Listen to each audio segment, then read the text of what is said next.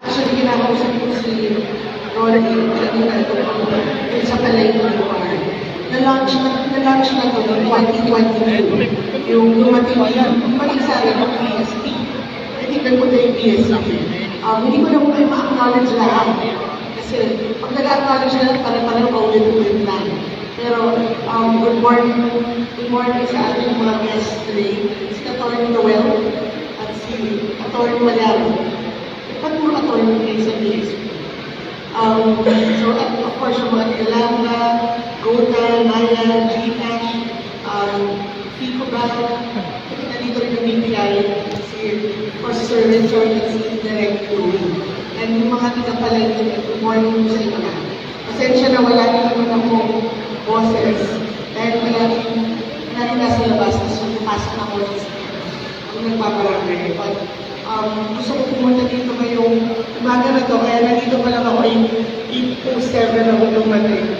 Kasi meron na akong meet-up ceremony after. Baka may mga ako kayo or kamag-anak na mga graduate sa Ligue. Punta ko kasi ako sa Presidio. But gusto ko pag-usapan ko natin ang digitalization ng palengke. Nilaunch ko noong 2022, pero alam namin na sa flow, hindi na rin siya kumbaga kalat sa kapagatunan at yung mga customers nyo.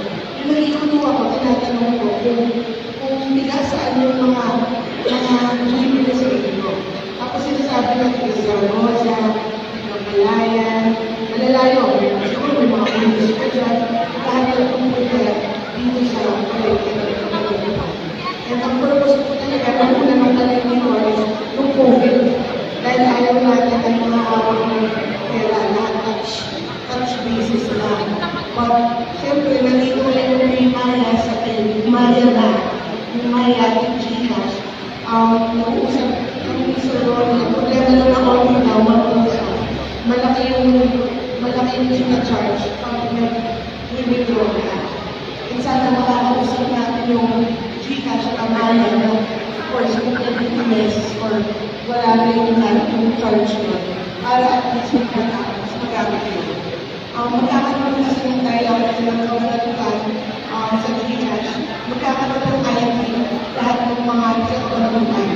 Yung ID na yun, mag-start sa mga tricycle driver. Ngayon tricycle driver lang magkakaroon ng Gcash na card. Tapos, supposedly kung bibili yung tao, kung sasakay ng tao, magkakabayad na kuya. Kung gusto mo, ang after mo, magkakaroon ay parang kapalengke. Kasi parang yung kapagatunan, at least may enquiries. Kasi ang pinakamadami talagang bumibili ay sa palengke. So gusto ko yung parang lahat ng tao na gagamitin na yung mga mode of payment na yun. Para at least mas digital na tayo. Kasi sa panahon ko yun, may ilang yung pera. At least nare-diretso na pinupuntahan ako. May napuntahan na ako na sunuglan. Ang nawala sa akin, 500,000. Kasi kailangan ko nakatago lang ito sa sari-sari store. Napakalaki. At pag naka-digital na, at least nakatago yung pera ko. Safe yung pera ko. Hindi lang nanakaw o nagkakasalit ako. At yun talaga yung isa sa mga points nito. Sumusunod na tayo sa sa buong yung digital. And sa kapalang ko ay isa-start natin yung sa palengke sa mga tricycle driver.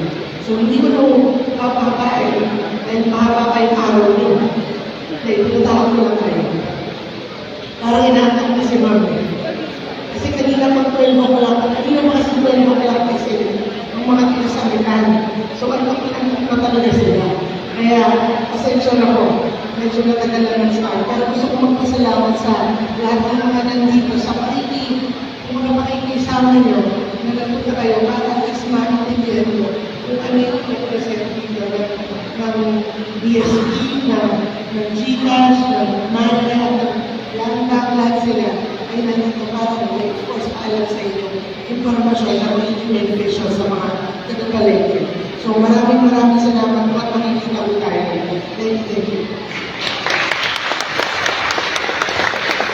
Thank you very much po, Your Michael Elizabeth Vergara. Thank you, Mayora. napakasipag na mayora at syudad ng kapanaguan. Hindi mo siya rin, hindi lang tulong. Ayan, dumadami na nga tayo, Sir Romel. Ayan, make sure din po na nakapag-attendance tayo. Ayan, so, syempre, ang ating pong kasama din dito, bukod po sa ating pong, yung pong ating pong from Rural Bank of Angeles. Muna po ni Ma'am Maylene Medina. Good morning po. At sa ating pong, syempre, sa ating pong from BSP, ang ating pong guest po ngayon, ang ating pong BSP branch head from Cabanatuan, Attorney Olivia B. Cornejo Malyari. At syempre po, ayan, pag-off po na po. Ang ating pong Regional Director ng Bangko Sentral ng Pilipinas, Attorney Noel Hill Manilban. Ayan, ito po ang mga bisita ngayon po umaga. At syempre po, kasama po natin ang ating po Department Head, Sir Ronnie Ponsal. Sumuna po niya. Ang ating po.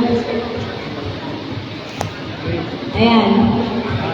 So, ayan po, dito po si Miss Kat from Nektaa.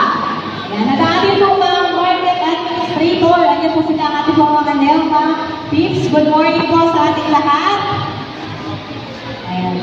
Hindi po, baka malito kayo sa ibang palengke. Hanapin din po yung mga market administrators yan. At sabihin nyo tagay yung mga taga-palengke na Ayan, ang ating po pag-ibig Miss Gladys. Gladys, okay. Ayan. Pag-ibig. Smile.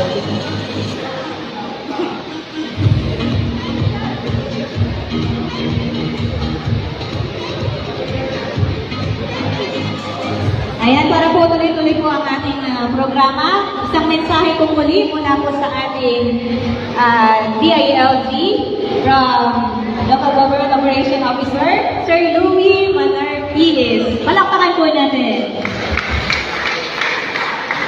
Isang naglalagablab na umaga po sa inyong lahat. Di po ba naglalagablab? Ano, kainit? Kumusta na po kayo? Init na init. Ayan. Narito po tayo ngayon sa launching ng Market Digitalization and Palengke URPH class. Mamaya po, ipapaliwanag po ng ating mga kasamahan ang ating programa sa umagang ito. Ito po ay may mensahe lamang. Hindi ko na po babatiin ang ating mga VIPs. At saka po walang kahulugan yung magsusuot ko ng blue. Baka sabihin